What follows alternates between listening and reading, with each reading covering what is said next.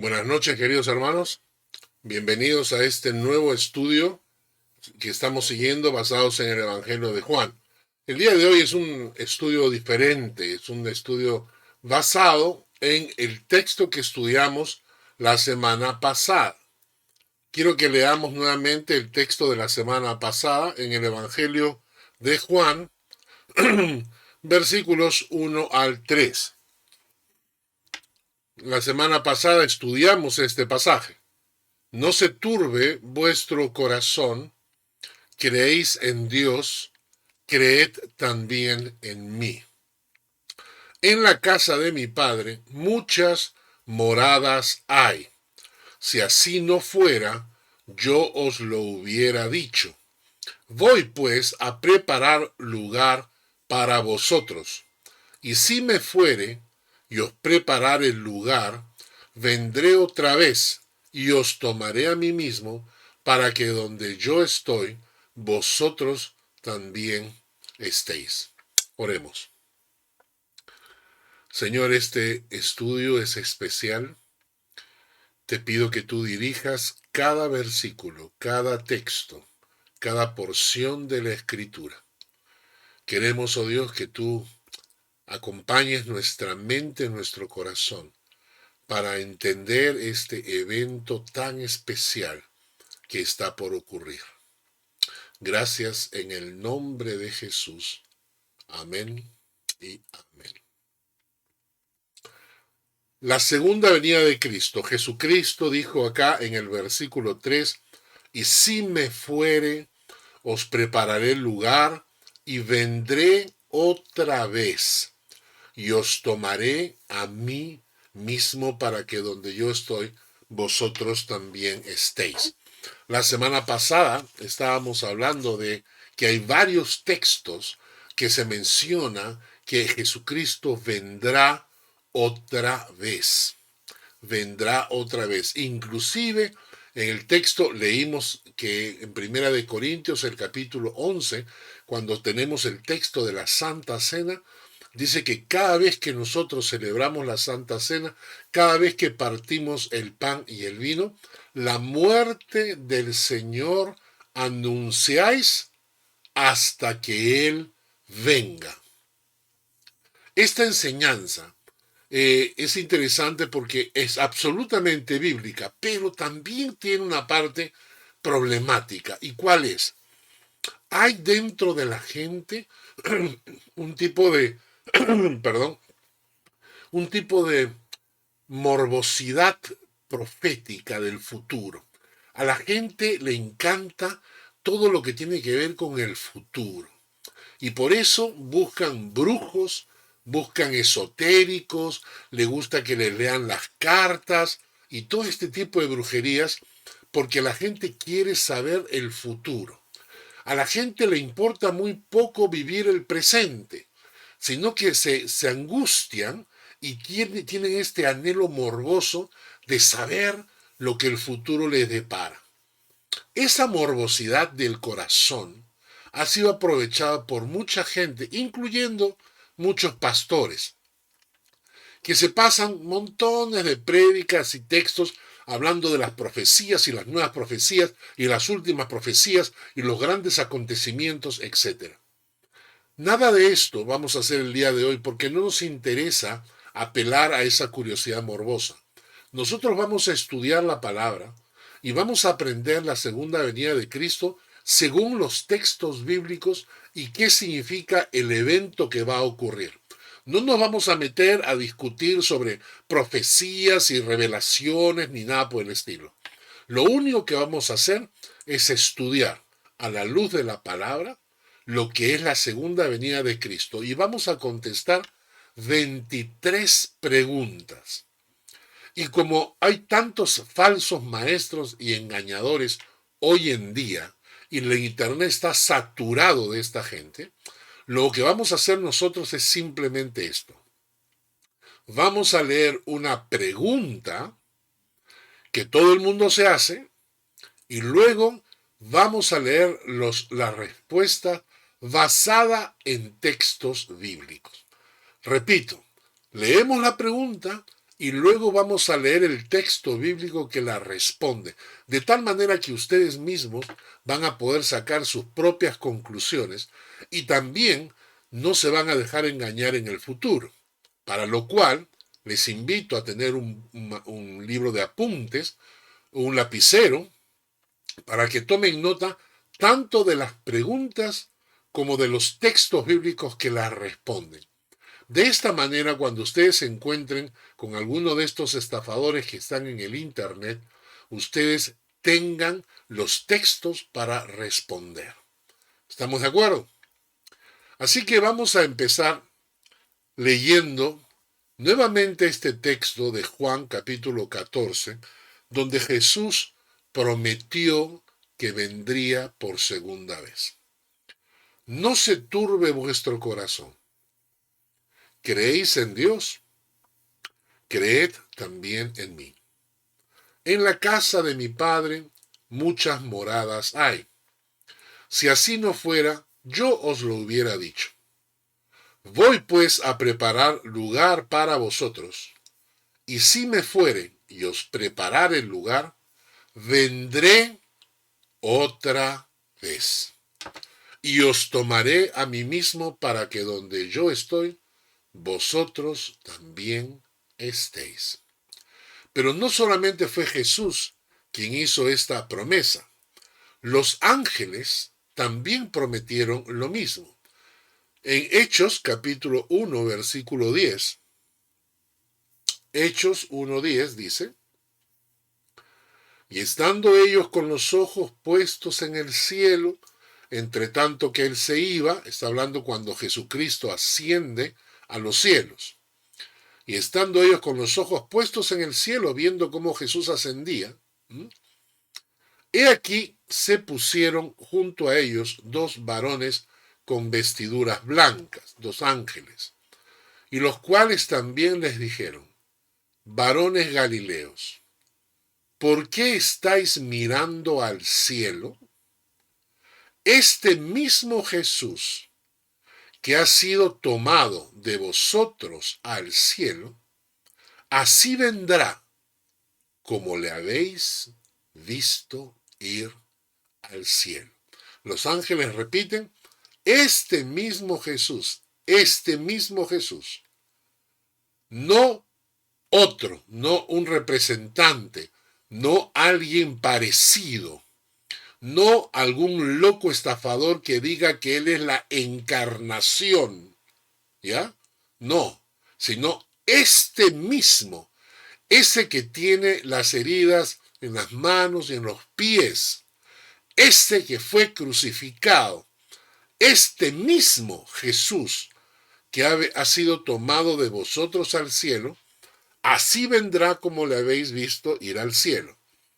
Los ángeles prometieron que Jesús regresaría. Pero tomen nota cómo el texto ya descarta a cuanto estafador hay. En este momento, yo no sé si ustedes saben, pero en el mundo existen 10 personas más o menos, entre 10 y 11 personas, que dicen ser Jesús encarnado. Hay un ruso, hay un brasilero, hay un australiano, hay uno que se murió hace poco en Miami que se llamaba José Luis de Jesús Miranda. Todos estos estafadores y mentirosos dicen que ellos son la encarnación de Cristo. Al momento en que ellos dicen eso, ya están engañando a las personas, porque el texto bíblico dice que este mismo Jesús, exactamente el mismo que fue crucificado y que tiene las heridas en las manos, en los pies, ese mismo Jesús que ascendió al cielo, sin ninguna fuerza que lo llevara, ningún avión, ningún platillo volador, ni nada, ese mismo Jesús que ascendió al cielo, exactamente volverá de la misma manera. ¿De acuerdo?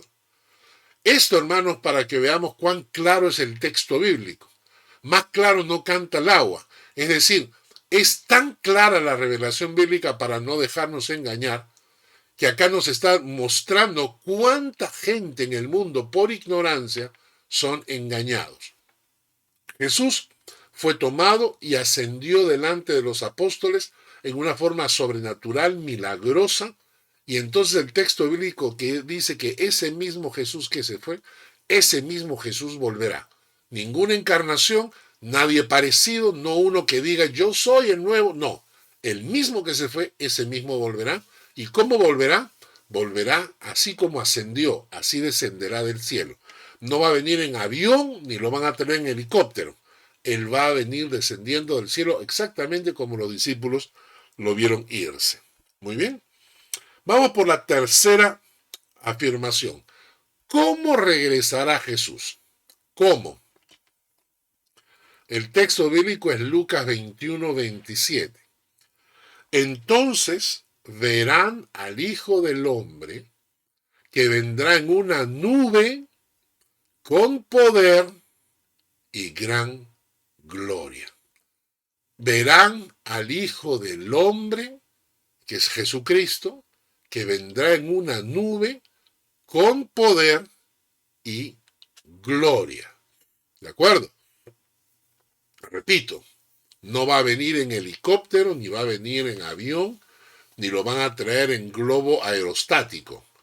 Va a venir en una nube y va a venir con poder y gran gloria, ¿no?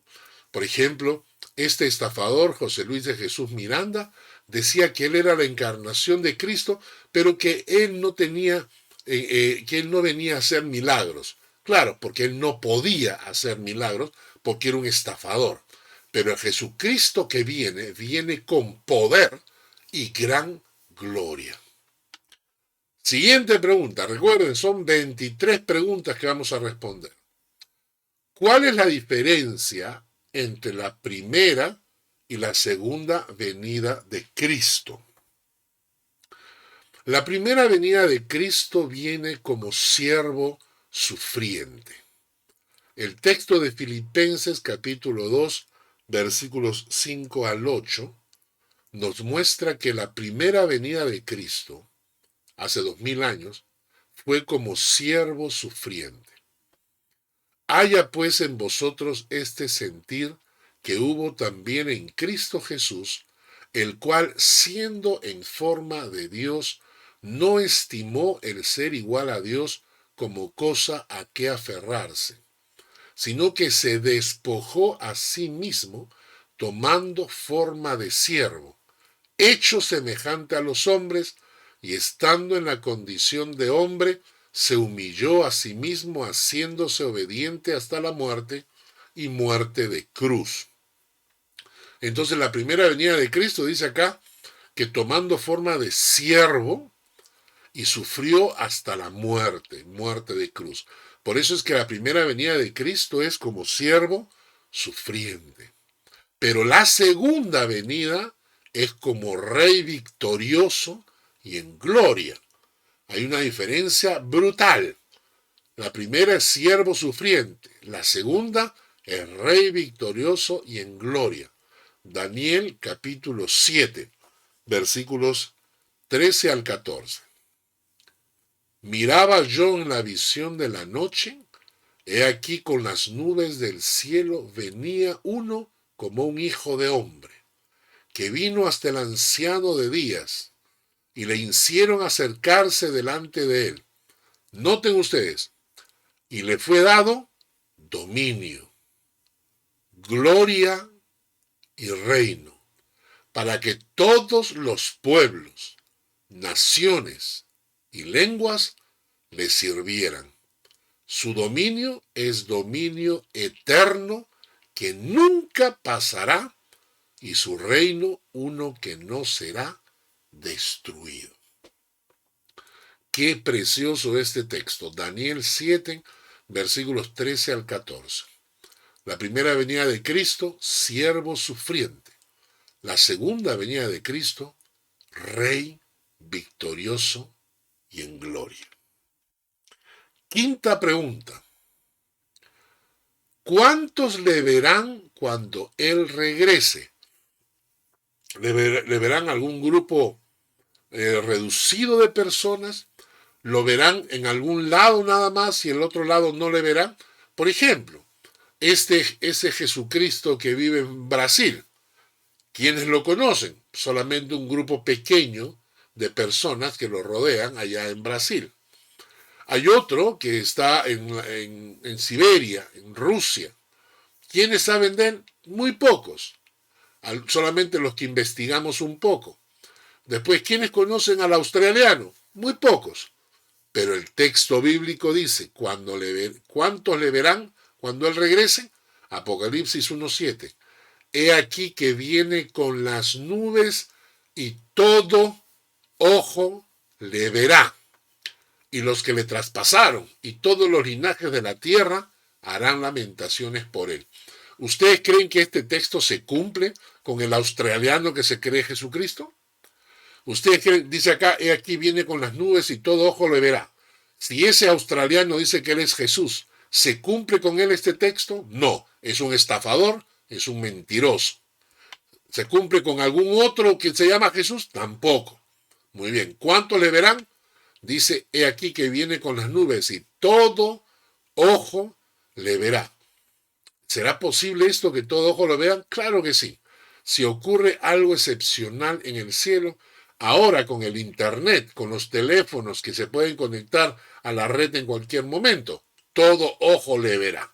Es decir, lo que ocurre en alguna parte del mundo, eso va a ser retransmitido y todo el mundo va a poder verlo en 2 instantes. Siguiente pregunta.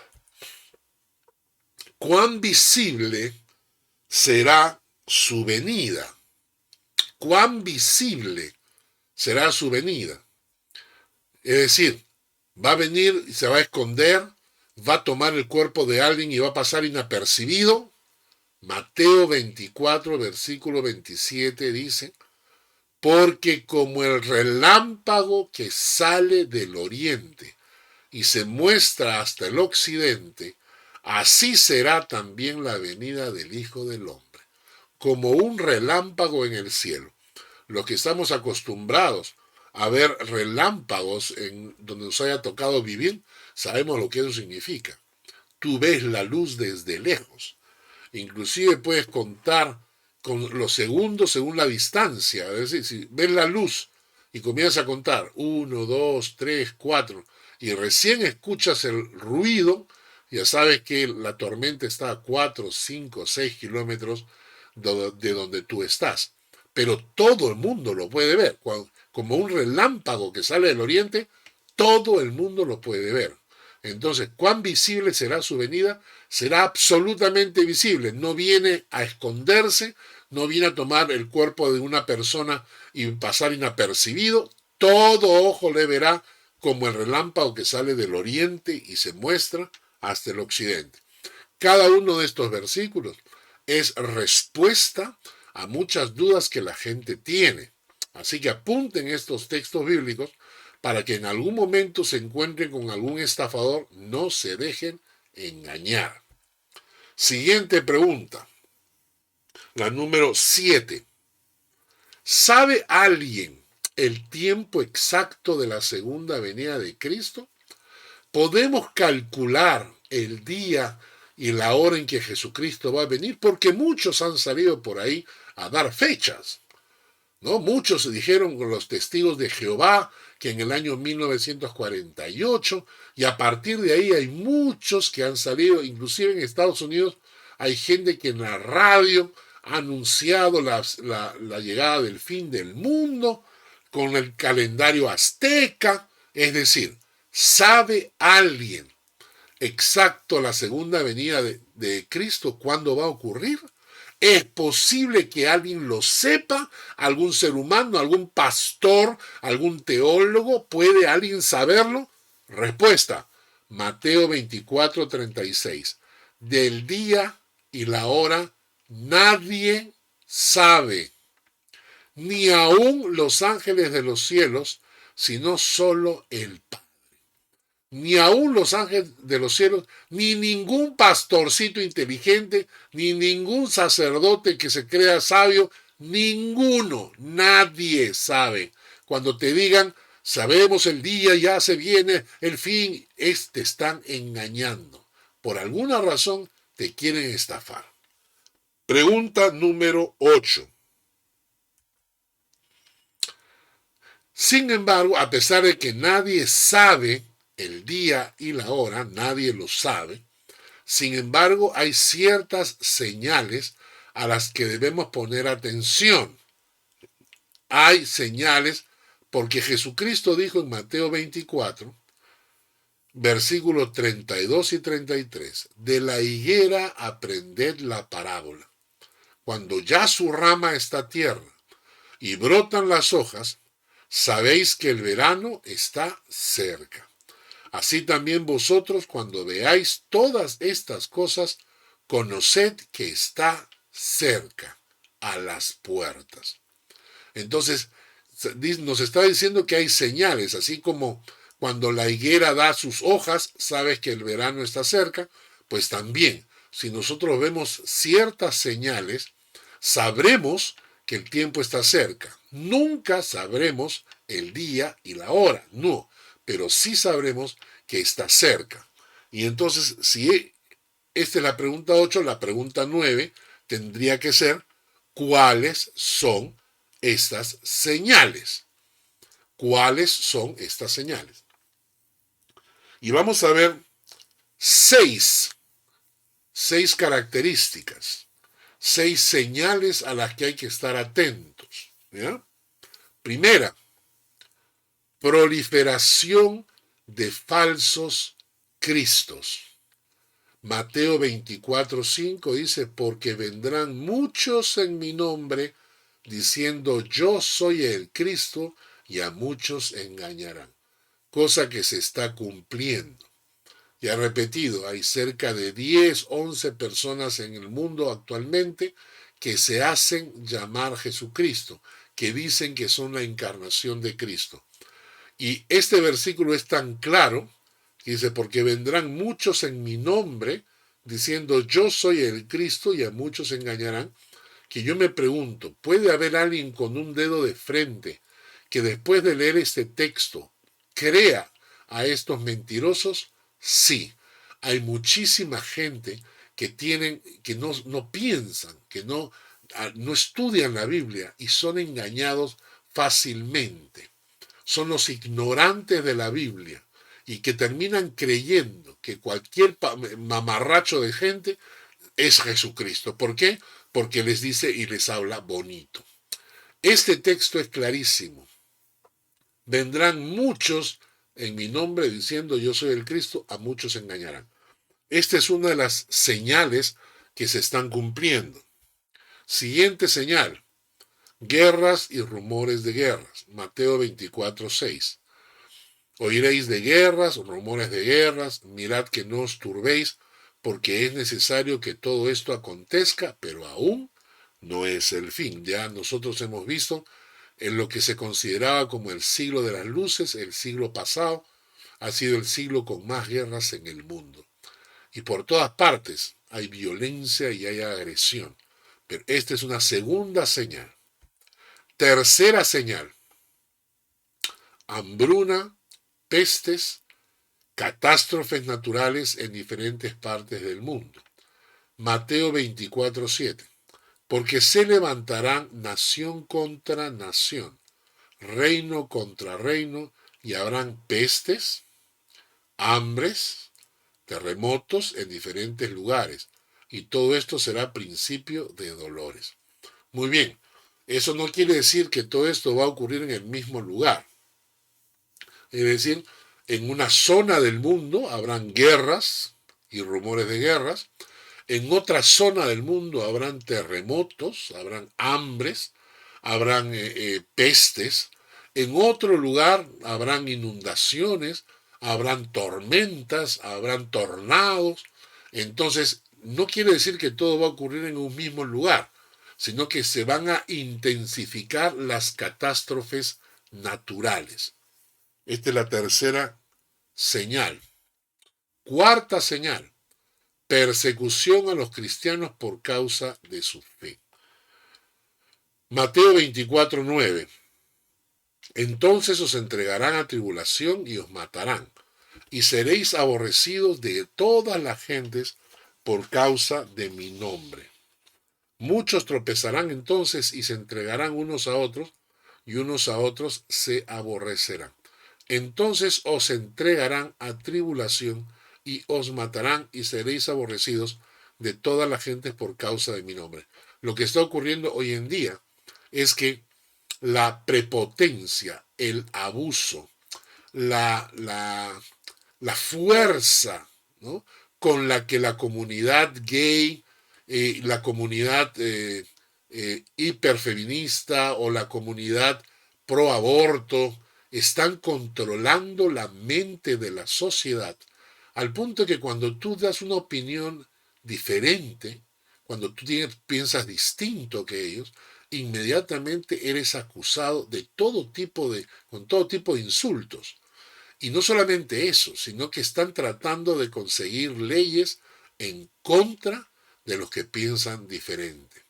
En este momento, en Suiza ya aprobaron una ley hace un año donde si tú das tu opinión en contra del grupo LGTB, en contra de los homosexuales, puedes ir preso por opinar distinto a ellos. Y esto va a intensificarse. La persecución de los cristianos se está dando ya en varios países. En otros países todavía no, pero se están dando las leyes para que en algún momento se comience una persecución. En España, en Francia, en Alemania, hay pastores que han sido o multados o encarcelados por dar su opinión en contra de la comunidad gay. Y entonces esta es una de las señales. Otra señal, proliferación de falsos profetas. Mateo 24:11 dice, muchos falsos profetas se levantarán y engañarán a muchos. Esta es otra señal. Lo acabamos de ver en cerquita, en las elecciones del presidente Donald Trump, donde él perdió. No les miento si son 20 o 30 famosos profetas que salieron a profetizar que el señor Donald Trump iba a ser reelegido. A mí no me interesa la opinión política, si no me interesa si ustedes están a favor de Joe Biden o si están a favor de Joe Trump, no me interesa la posición política en la cual ustedes se encuentren. Lo que traigo a colación es que todos estos profetas han profetizado mentira y son conocidos, son profetas conocidos en los Estados Unidos, salen en la televisión y la gente le cree sus profecías. Todos mintieron, todos se equivocaron. ¿Han pedido disculpas? No, no han pedido disculpas. Siguen en la televisión dando sus profecías como si nada hubiera pasado. La Biblia dice que estos falsos profetas, cuando hablan mentira, en el Antiguo Testamento había orden de apedrearlos. No lo vamos a hacer nosotros ahora porque obviamente estamos viviendo en otra cultura y no en el Antiguo Testamento. Pero estos estafadores están metidos en la iglesia. La iglesia está saturada de todos estos falsos profetas y muchísima gente les sigue creyendo. Siguiente señal, enfriamiento espiritual de la iglesia. Por haberse multiplicado la maldad, el amor de muchos se enfriará. No vamos a vivir un gran avivamiento, vamos a vivir un enfriamiento de la iglesia. La iglesia va a dejar de adorar a Dios, la iglesia va a dejar de predicar el evangelio y van a comenzar a enseñar cualquier cosa menos el evangelio de Jesucristo. Y los cultos hoy en día ya no son cultos de adoración, sino es un show para venir a saltar, bailar, levantar las manos y gritar, pero ya no es un culto de adoración. El enfriamiento de la iglesia es el gran peligro que vamos a ver en los últimos tiempos. ¿Está usted ardiendo en su corazón con el Señor o se está enfriando? Y por último, dice que el evangelio será predicado en todo el mundo. Mateo 24:14 dice, y será predicado este evangelio del reino en todo el mundo para testimonio a todas las naciones, y entonces vendrá el fin. La palabra de Dios entonces nos ha dado señales. Dice que hay que, como hacemos caso a la higuera cuando florece de que el verano está cerca, así tenemos que ver nosotros las señales para saber que la venida del Señor está cerca. Falsos cristos, guerras, hambres, pestes, catástrofes, persecución de los cristianos, proliferación de falsos profetas, enfriamiento espiritual de la iglesia, el evangelio predicado a todas las naciones. Perfecto. Seguimos entonces. Ya sabemos cuáles son las señales. Pregunta número 10. ¿Qué advertencia dio Cristo para que no seamos engañados por los falsos profetas y falsos cristos? La Biblia nos enseña para no ser engañados por estos falsos profetas. Dice, entonces, si algunos dijeren, mirad, aquí está el Cristo, o mirad, allí está, no lo creáis, porque se levantarán falsos cristos y falsos profetas, y harán grandes señales y prodigios de tal manera que engañarán, si fuere posible, aún a los escogidos. Ya os lo he dicho antes, así que si os dijeren, mirad, está en el desierto, no salgáis, o mirad, está en los aposentos, no lo creáis, porque como el relámpago que sale del oriente y se muestra hasta el occidente, así será también la venida del Hijo del Hombre. En otras palabras, si tú ves que un falso profeta, te están diciendo que es un falso profeta, que está mintiendo, que está profetizando cosas que no se cumplen, por Dios, no seamos tontos, no seamos tontos, no creas, no lo sigas, no lo apoyes y no lo respaldes, porque sabemos que estas son características de los últimos tiempos. Pregunta número 11. ¿Cómo será su venida? Es bien fácil. Arrebatamiento, tribulación, venida en gloria. Así es. Arrebatamiento, tribulación, venida en gloria. Arrebatamiento, la venida de Cristo empieza con un evento que es importantísimo, el arrebatamiento de la iglesia. Yo sé que han salido por ahí varias personas a negar el arrebatamiento, que no va a ocurrir. Mentira. Es absolutamente bíblico.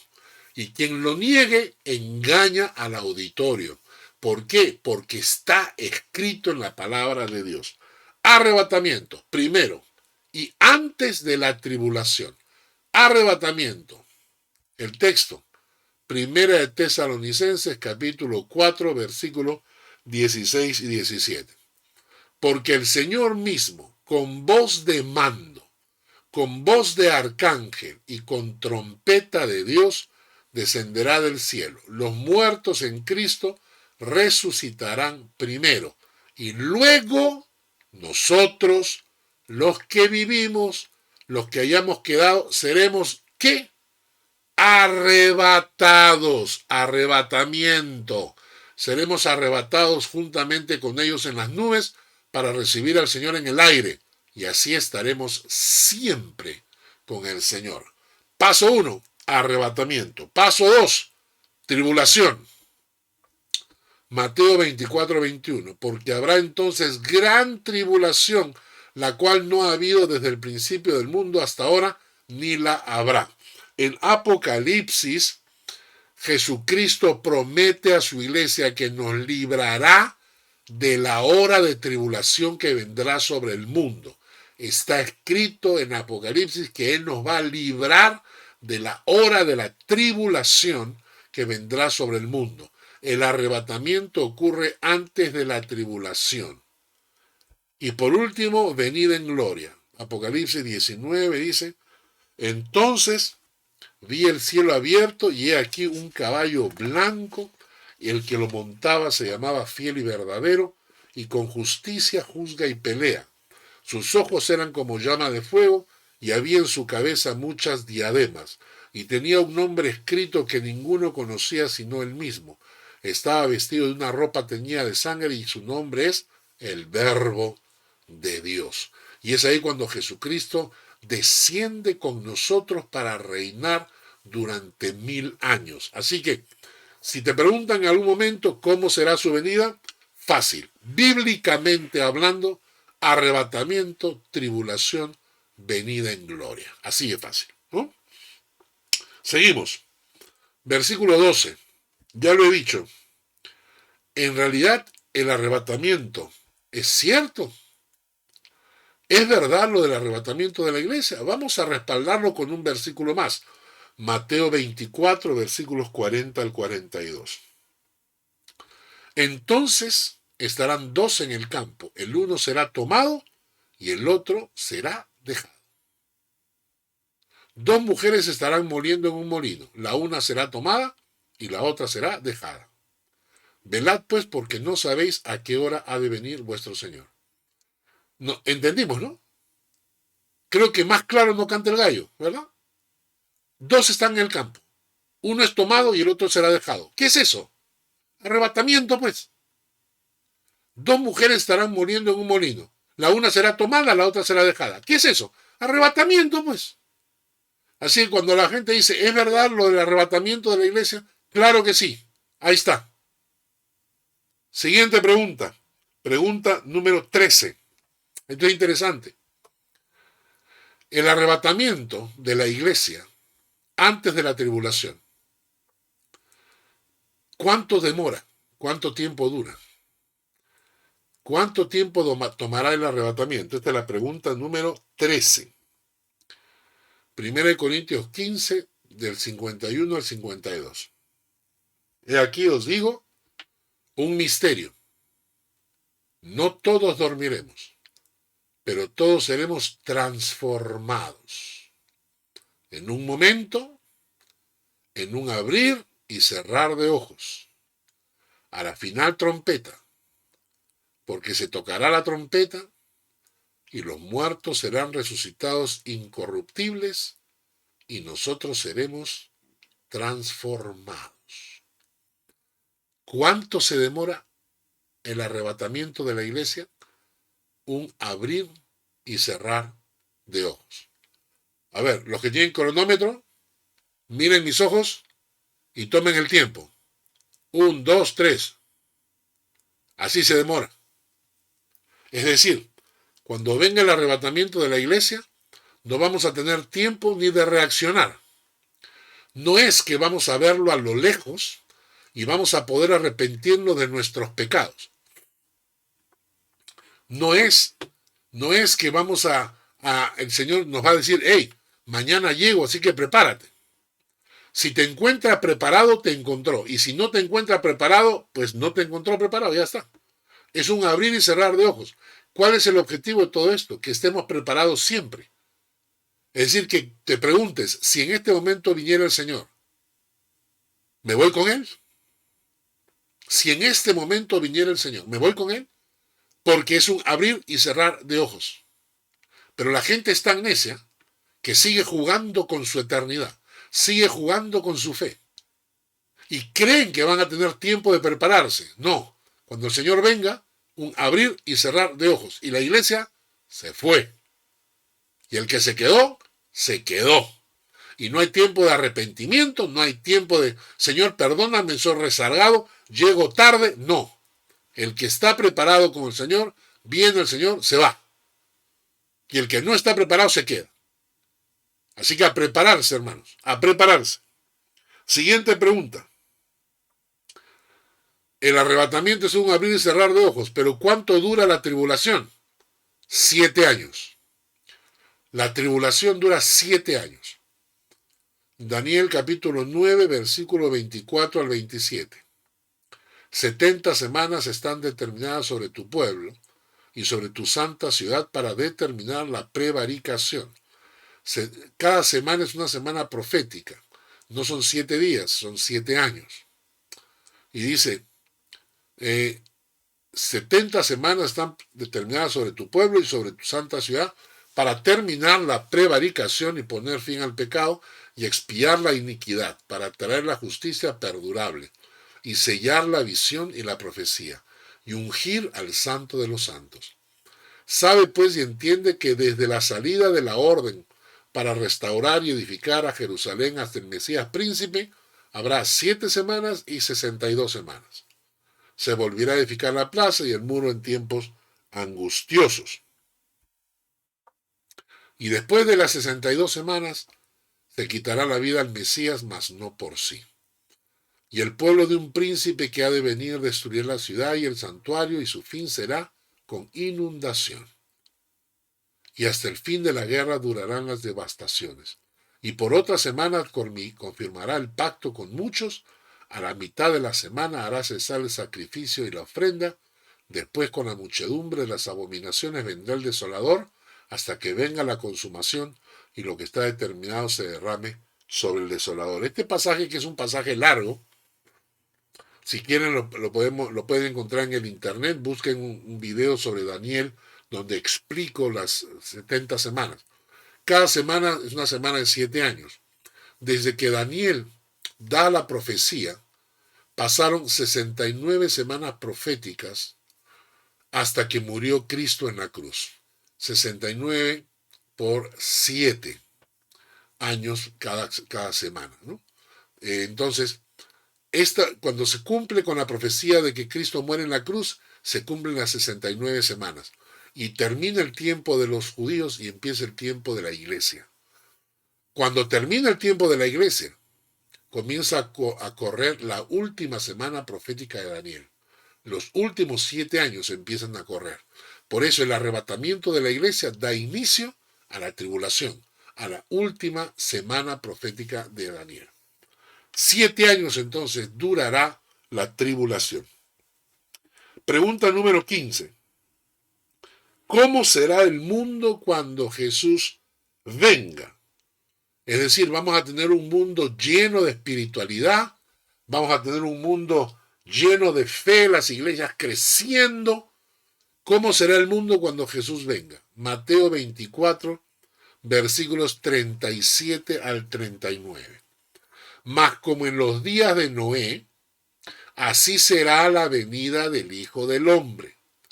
Porque como en los días antes del diluvio estaban comiendo y bebiendo, casándose y dándose en casamiento, hasta el día en que Noé entró en el arca y no entendieron, hasta que vino el diluvio y se los llevó a todos.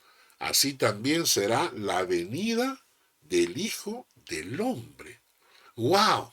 Es decir, no vamos a tener un tremendo avivamiento, sino vamos a vivir como en los tiempos del diluvio, en que la gente estaba comiendo, bebiendo, casándose, dándose en casamiento, es decir, disfrutando de la vida, preocupados en comer, beber, casarse, irse de vacaciones, en luna de miel, disfrutar la vida, tener sus hijitos, criarlos. La gente va a estar concentrada en vivir su día a día completamente desconectado del mundo espiritual. Como en los días de Noé. Y entonces vino el diluvio. Así será la venida del Hijo del Hombre. Así que no esperemos que el mundo tenga un gran despertar espiritual. No. Va a haber un enfriamiento espiritual, pero a la vez la gente va a estar concentrada en vivir su día a día. Eso es lo que les preocupa. Les va a preocupar el comer, beber, irse de fiesta, irse de viaje, pasear, y Dios no va a tener lugar en sus vidas. Pregunta número 16. ¿Qué pasará al interior de la iglesia? ¿Qué pasará al interior de la iglesia? 4 cosas. Ok, tomen nota por favor.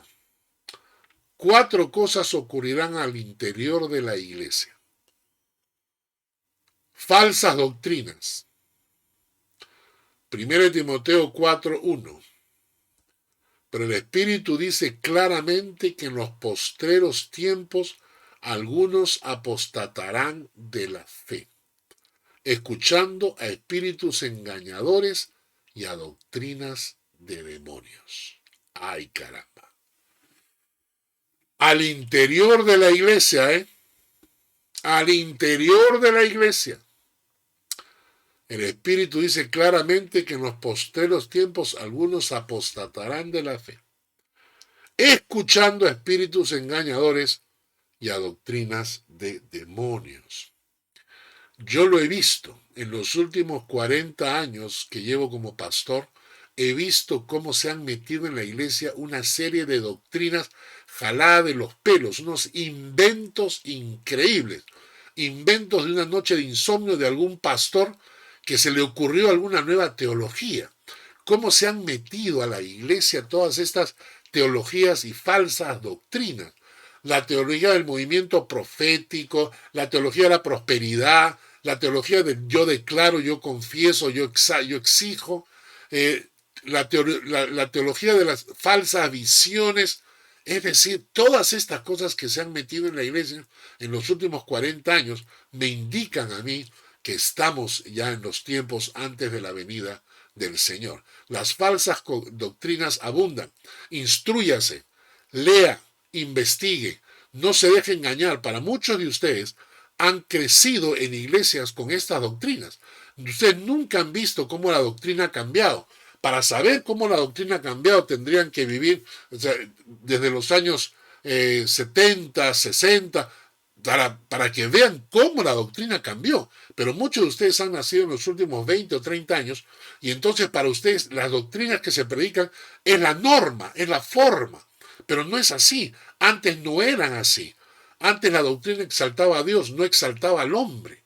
Así que infórmense, estudien, investiguen, congréguense en alguna iglesia donde se predique doctrina sana. Tendrán comezón de oír. Es otra característica al interior de la iglesia. 2 Timoteo 4, versículos 3 y 4. Dice, no sufrir, porque vendrá tiempo cuando no sufrirán la sana doctrina. No.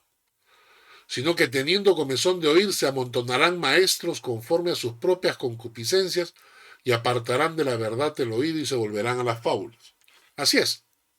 La gente no quiere escuchar la sana doctrina, porque la sana doctrina los confronta con su pecado, no les interesa.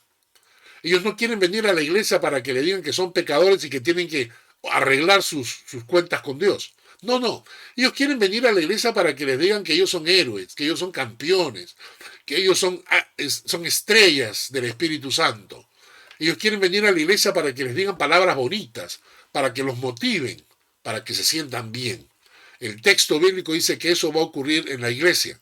La gente no viene a la iglesia porque no sufre, no soporta la sana doctrina que le dice su pecado.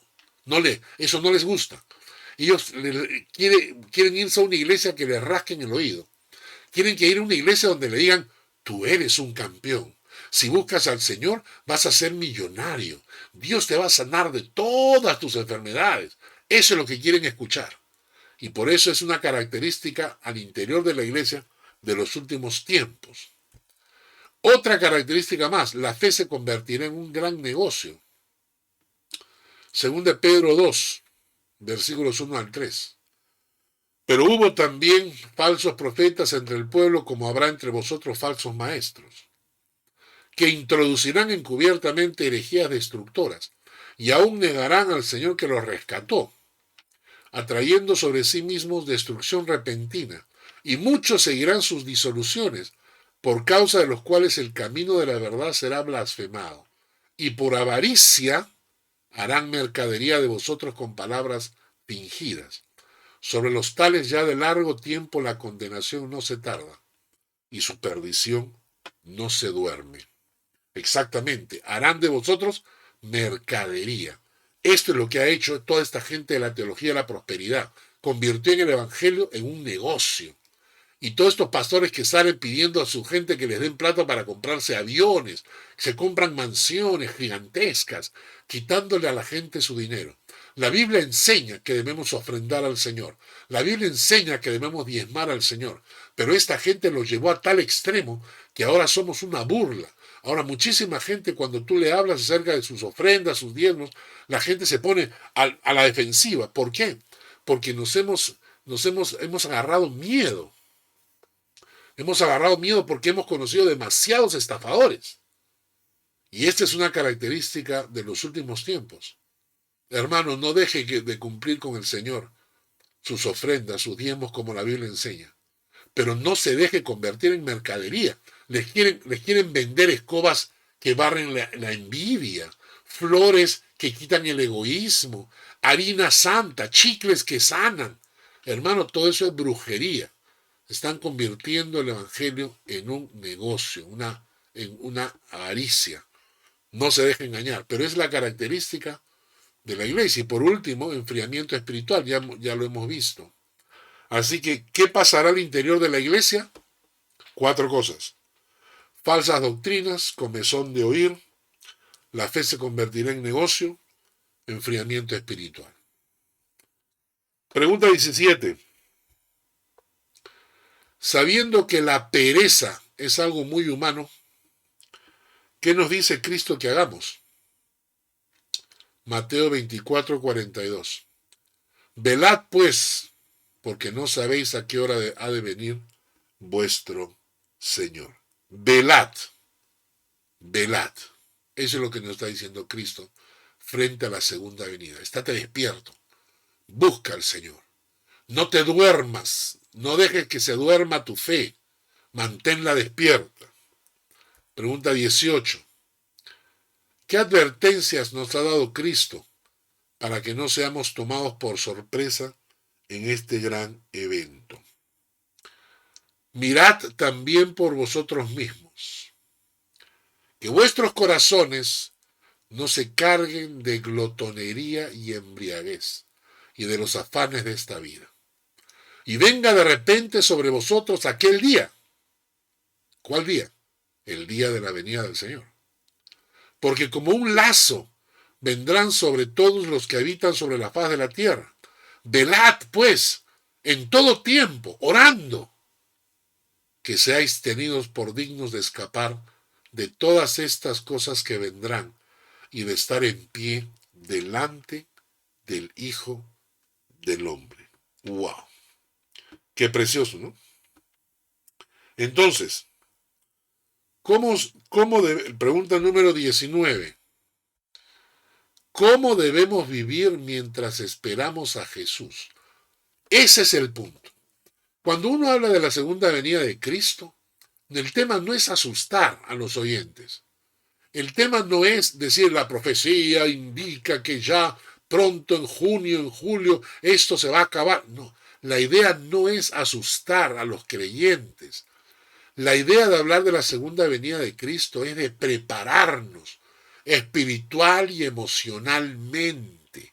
Ese es el punto. Por eso Jesús dice, ¿cómo debemos vivir mientras esperamos a Jesús? Tito 2:11 dice, porque la gracia de Dios se ha manifestado para salvación a todos los hombres, enseñándonos que, renunciando a la impiedad y a los deseos mundanos, vivamos en este siglo sobria, justa y piadosamente, aguardando la esperanza bienaventurada y la manifestación gloriosa de nuestro gran Dios y Salvador Jesucristo, quien se dio a sí mismo por nosotros para redimirnos de toda iniquidad y purificar para sí un pueblo propio, celoso de buenas obras. ¿Qué debemos hacer? Renunciar a la impiedad y a los deseos mundanos. Es una decisión que tú puedes tomar. Al fin y al cabo puedes decir, yo no quiero renunciar. Es decir, a mí me gusta la impiedad, puedes decir. A mí los deseos mundanos me atraen. Me gustan los deseos mundanos. Eso es lo que mi naturaleza busca. Y entonces tendrás que aprovechar, pues. Aprovecha tu tiempo en esta tierra hasta que venga el Señor. Porque si tú realmente quieres irte con el Señor, tienes que renunciar a la impiedad y a los deseos mundanos. Y es una decisión propia que tú debes tomar, que nadie tiene por qué obligarte a hacer. Pero el texto es clarísimo. Hay que renunciar a la impiedad y a los deseos mundanos. Y vivir en este siglo sobria, justa y piadosamente, aguardando que la esperanza bienaventurada y la manifestación gloriosa de nuestro gran Dios y Salvador, Jesucristo. ¿Ah? Está claro, ¿no? Ahora, ¿por qué se demora tanto Jesucristo? Pregunta número 20. ¿Por qué se demora la segunda venida de Cristo? Porque Dios tiene misericordia y paciencia hacia nosotros. Segunda Pedro 3, versículos 8 y 9. Mas, oh amados, no ignoréis esto, que para con el Señor un día es como 1000 años y 1000 años como un día. El Señor no retarda su promesa, según algunos la tienen por tardanza, sino que es paciente para con nosotros, no queriendo que ninguno perezca, sino que todos procedan al arrepentimiento. Ya sabes por qué se demora. No es porque Cristo está tarde, no es porque se olvidó o porque es mentira, sino porque tiene paciencia, porque quiere que todos procedan al arrepentimiento y no se pierda ninguno. ¿Será la venida de Cristo un tiempo de recompensa? Sí. Mateo 16, 27. Porque el Hijo del Hombre vendrá en la gloria por su Padre con sus ángeles, y entonces pagará a cada uno conforme a sus obras. Y Apocalipsis 22, 12 dice, he aquí yo vengo pronto y mi galardón conmigo, para recompensar a cada uno según sea su obra. Y pregunta número 22. ¿Por qué regresará Jesús? Hebreos 9:28 dice, así también Cristo fue ofrecido una sola vez para llevar los pecados de muchos y aparecerá por segunda vez sin relación con el pecado para salvar a los que le esperan. Y para recuperar, porque esta creación es suya. Jesucristo viene a recuperar esta creación que Dios creó y va a recuperarla porque es de Dios, no es de nosotros, es de Dios. Terminamos con una pregunta. ¿Es todo esto un cuento de hadas? ¿Inventado en la Biblia? Mateo 24:35 dice, el cielo y la tierra pasarán, pero mis palabras no pasarán. El cielo y la tierra pasarán, pero mis palabras no pasarán. Solamente quiero hacerte una pregunta. ¿Cómo estás esperando la venida del Señor? ¿Saben ustedes que muchísima gente tiene miedo? Muchísima gente tiene miedo. Cuando hablamos de la venida del Señor, sienten miedo. ¿Por qué? Un amigo me dijo una vez, dame una semanita para arreglar mi vida antes que venga el Señor. Las personas que sienten miedo son las personas que creen que están yendo incorrectamente, que no están viviendo correctamente su fe. Y no hacen nada por arreglarlo. Ese es el problema. Pero si tú sabes que el Señor viene, ¿por qué no arreglamos nuestras vidas ya? ¿Por qué no buscamos al Señor de una vez? ¿Por qué nos arriesgamos en la eternidad? No entiendo. Si el Señor puede venir en cualquier momento, ¿por qué no ordenamos nuestra vida? ¿Sientes que hay algo en tu vida que tiene que ser arreglado? Arréglalo, pues. ¿Cómo está tu situación emocional? ¿Estás viviendo con alguien sin haberte casado? Arréglalo, pues. ¿Cómo está tu situación económica? ¿Has robado algo y tienes que devolver dinero? Devuélvelo, pues.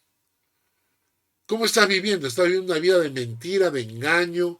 ¿Estás haciendo algo que es incorrecto? Pues deja de hacerlo. El Señor viene en cualquier momento. Según lo que hemos visto, la segunda venida de Cristo es un hecho que puede ocurrir en cualquier instante. Es cierto que empezará con el arrebatamiento de la iglesia y eso será un abrir y cerrar de ojos. Si esto llega a ocurrir y tú te quedas, será triste. Prepárate. No te dejes envolver por los afanes de la vida. Dedícate a estar velando, orando al Señor. Arregla tu situación espiritual. No te pido que te vuelvas un cura o que te vayas a un claustro. Pero lo que sí debemos hacer es recuperar esa comunión estrecha y fresca con Dios, para que cuando Él venga nos encuentre en santidad y en oración, velando por una vida santa y digna delante de Él. Que Dios les bendiga. Gracias, Padre, por este estudio. Permite, Padre, que quienes lo hayan escuchado hayan sido tocados por tu palabra de alguna otra forma. Bendice, oh Dios, la enseñanza. Dirígela en el nombre de Jesús. Que Dios les bendiga.